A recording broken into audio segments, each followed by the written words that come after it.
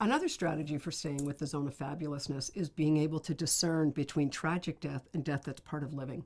The deaths that we're experiencing, that deaf people are suffering in this opioid epidemic and poisonings, are tragic deaths, and the body can't hold that tragedy. This is something very different than death as a part of living. And so one thing I try to help workers do is tell the difference between tragic death and death that can be dignified, death that's part of your culture and your family, so that it doesn't all become one thing.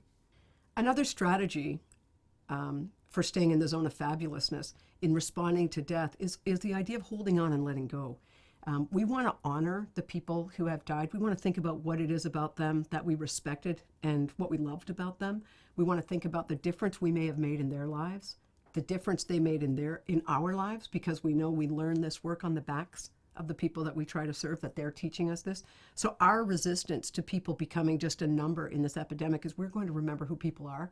We're going to remember their teachings, and we're going to keep that alive. We're going to keep those teachings alive. And that's part of our resistance that's going to keep us in the zone of fabulousness. If these deaths aren't our tragedies, then what are they? Because it's like they need to be something, they need to matter. And I think one of the things that I find really useful about the framing that you're bringing, Vikki, around remembering the difference that you made in their lives and the difference that they'll make in yours and in your practice going forward. It's like it gives us something that doesn't overvalue our role in folks' lives. Yeah. It doesn't require that the tragedy be ours or that we've lost a family member, but it means that even though we haven't managed to keep somebody alive, even if we didn't fight off death again and again and again, at least that there's always something we can come back to that's mattered, and it means there's also something that matters about what we'll do next. Because we can't promise ourselves that if we're good enough at our jobs that the next person that we're working with won't also die a tragic death. We're in the midst of this. So what is it that matters? Why are we called on to show up in the most ethical and useful way if we can't guarantee, or if we have good reason to suspect that more of the folks that we're connected with are going to die?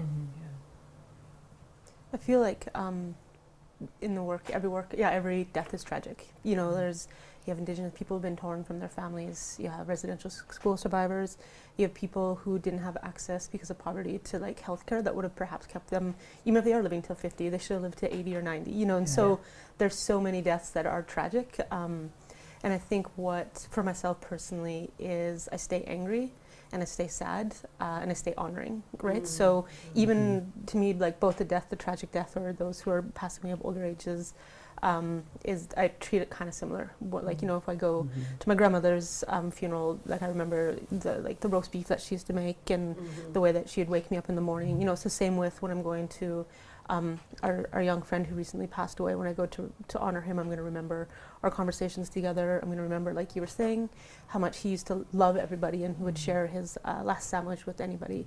Like just the things that you remember is the only way for me to take it from being tragic and it breaking me is to remember both the good and the bad. And the reason I need to remember both is if I just remember the good, I almost let it go. But if I remember the good, and that's how I hold on to them, but I remember like what should have happened differently, and then I stay angry and I stay in it, and not like angry in an aggressive or well, I guess a frustrated way, but like angry keeps me in it.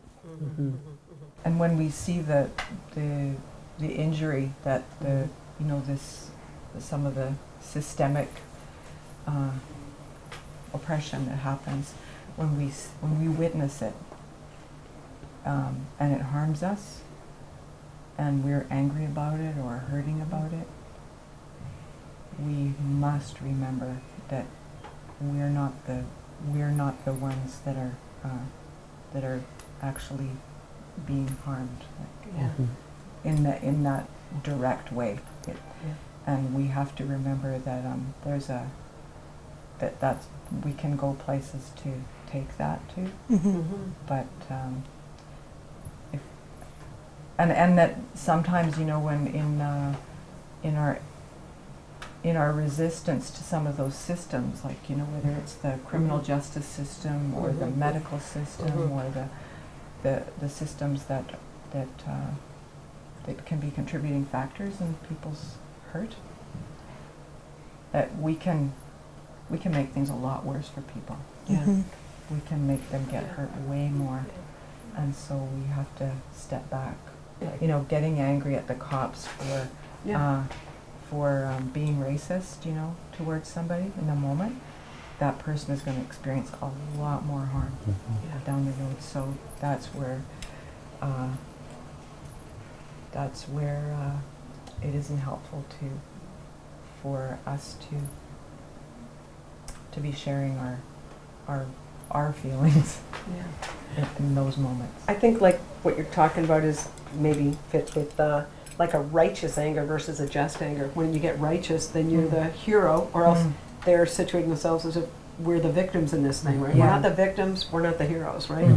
The other thing I was thinking there too is how you ethically lean in and offer a critique to those folks to bring them back. You know, we owe them that because the people are the ones at the center. Like, we don't get to just say, oh, those guys are righteous.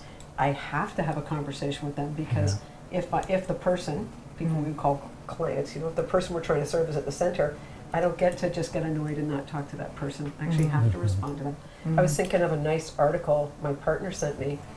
I'm afraid I can't remember who wrote it, but it said, to walk a mile in another person's shoes, you've probably stolen their shoes. Smart. You know, and what it's saying is about this appropriation of grief. People are making this their own tragedy.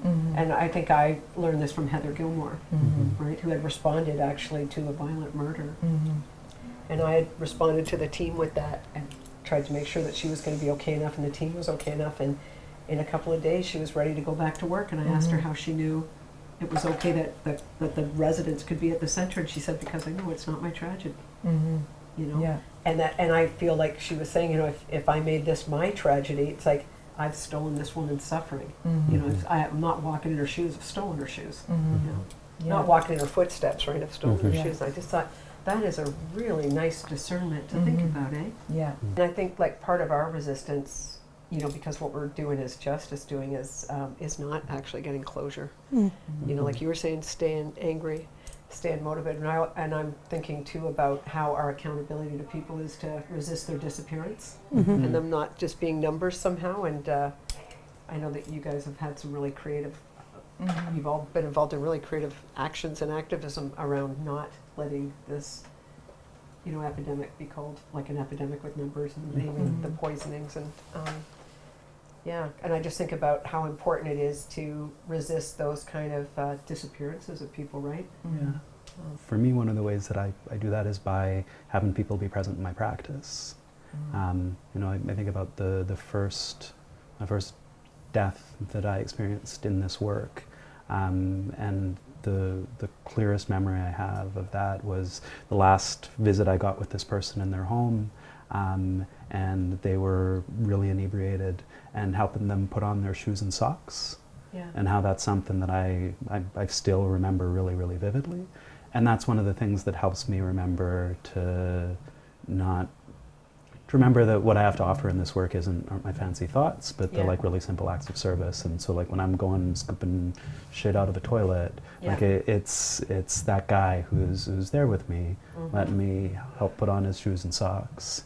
And that feels like one of the ways that I can do some useful remembering, is that these folks are present in my practice in all sorts of ways.